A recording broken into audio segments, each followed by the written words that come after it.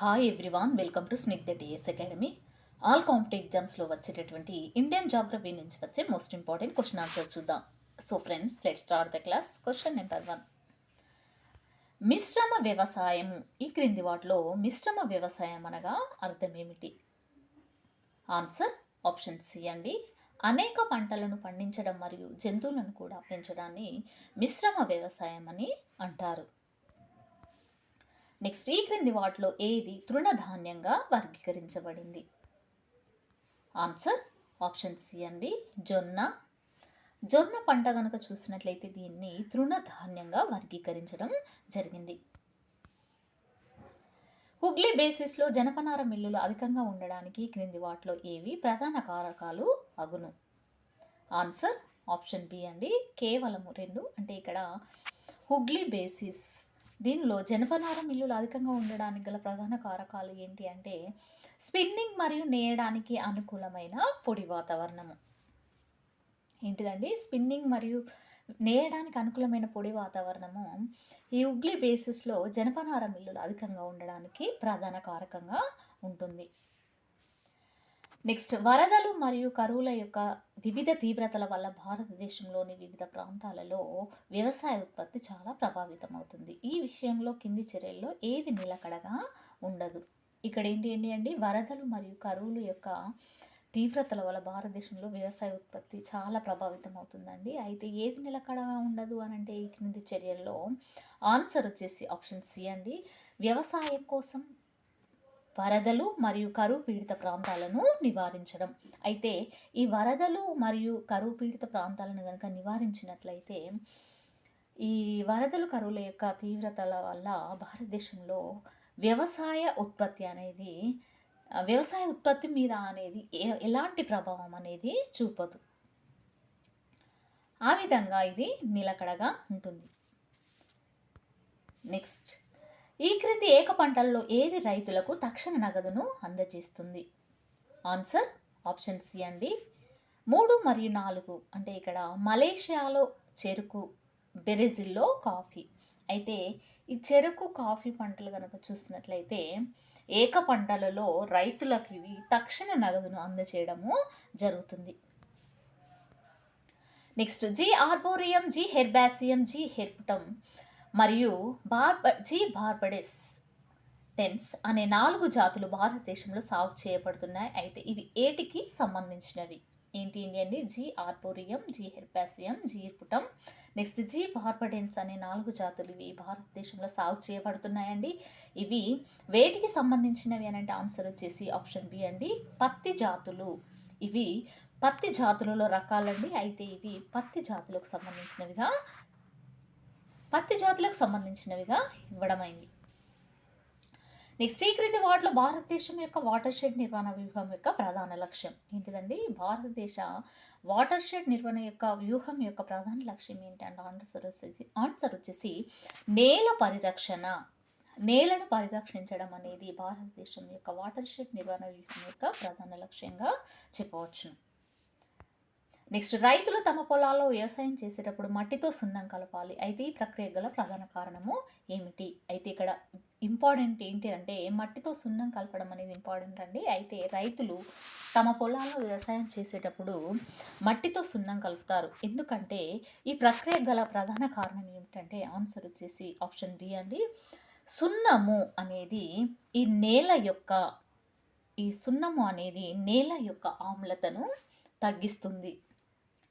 అయితే ఈ సున్నం కలపడం వల్ల నేల యొక్క ఆమ్లత అనేది తగ్గుతుందండి. అయితే ఈ సున్నం అనేది నేల యొక్క ఆమ్లతను తగ్గిస్తుంది. కాబట్టి రైతులు వ్యవసాయం చేసేటప్పుడు తమ పొలాల్లో మట్టితో పాటు సున్నాన్ని కలుపుతారు.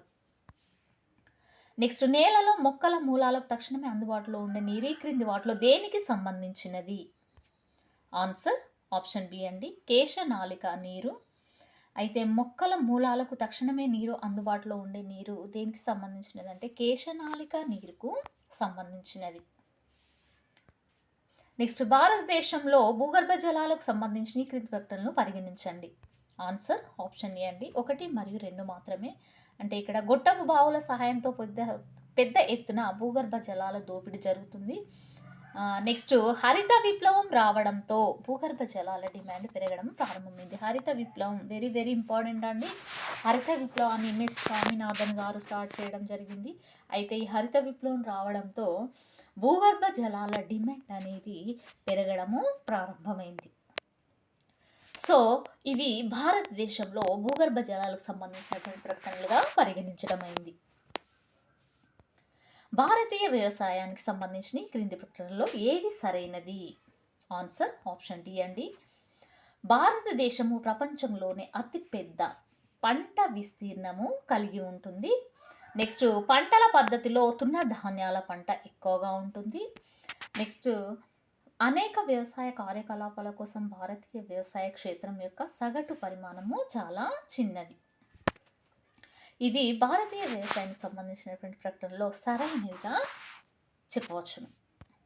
ఏంటిదండి? మన భారతదేశం ప్రపంచంలోనే అతిపెద్ద పంట విస్తీర్ణం కలిగి ఉండడం, నెక్స్ట్ తృణధాన్యాల పంట ఎక్కువగా ఉండడము పంటల పద్ధతిలో, నెక్స్ట్ వ్యవసాయ కార్యకలాపాల కోసం భారతీయ వ్యవసాయ క్షేత్రం యొక్క సగటు పరిమాణము చాలా చిన్నగా ఉండడం.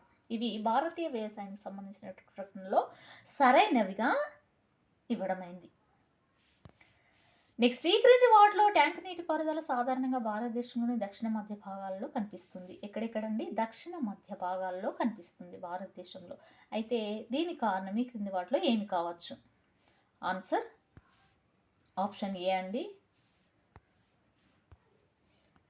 ఇది తగినంత లోతు లేని భూగర్భ జలాలు, నెక్స్ట్ రాతిపీఠ భూమి వ్యాప్తి చెందిన ఉపరితల మాంద్యము.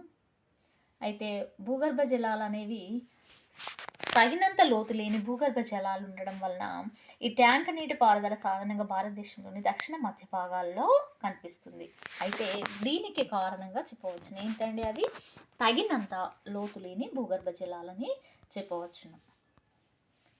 నెక్స్ట్ ప్రకటన 1 ప్రకటన 2 ఇవ్వడమైంది. అయితే ఇక్కడ ఇచ్చిన స్టేట్మెంట్లు చూద్దామండి. ఇచ్చిన స్టేట్మెంట్లలో ప్రకటన 1 కనుక చూసినట్లయితే అధిక ఉష్ణోగ్రత మరియు అధిక వర్షపాతం ఉన్న ప్రాంతాల్లో లాటరైట్ నేలలు అభివృద్ధి చెందుతాయి. నెక్స్ట్ లేటరైట్ నేలలు తీవ్రమైన లీచింగ్ ప్రక్రియను ఫలితంగా ఉంటాయి. ఆన్సర్ వచ్చేసి ఆప్షన్ ఏ అండి. 2 స్టేట్మెంట్లు ఒక్కొక్కటిగా ఉంటాయి మరియు స్టేట్మెంట్ 2 అనేది స్టేట్మెంట్ 1కి సరైన వివరణ అని చెప్పవచ్చు.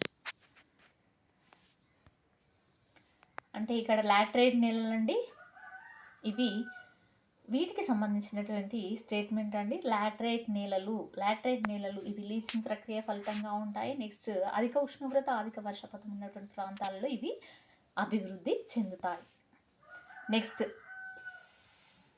నెక్స్ట్ క్వశ్చన్ చూసినట్లయితే ప్రకటన 1 ప్రకటన 2 ఇవ్వడమైంది. అయితే ప్లాంటేషన్ వ్యవసాయం అండి. ఇక్కడ ప్లాంటేషన్ వ్యవసాయము ఇది ఎక్కువ తేమతో కూడిన ఉష్ణమండలాల్లో ఆచరిస్తారు. నెక్స్ట్ తేమతో కూడిన ఉష్ణమండల నేల చాలా సారవంతమైనది. సో ఆన్సర్ వచ్చేసి ఆప్షన్ ఏ అండి. 2 స్టేట్మెంట్లు ఒక్కొక్కటిగా ఉంటాయి మరి స్టేట్మెంట్ 2 అనేది స్టేట్మెంట్ 1కి సరైన వివరణ. ఈ ప్లాంటేషన్ వ్యవసాయం అనేది వెరీ వెరీ ఇంపార్టెంట్ అండి. ఇది ఎక్కువ తేమతో కూడిన ఉష్ణమండలంలో ఆచరిస్తారు. నెక్స్ట్ తేమతో కూడిన ఈ ఉష్ణమండల నేల అనేది చాలా సారవంతంగా ఉంటుంది. నెక్స్ట్ ఈ క్రింది వాటిలో ఏ మొక్కల ఆకులను పట్టుపురుగుల పెంపకానికి ఉపయోగించరు? ఆన్సర్ ఆప్షన్ బి అండి. ఆముదం.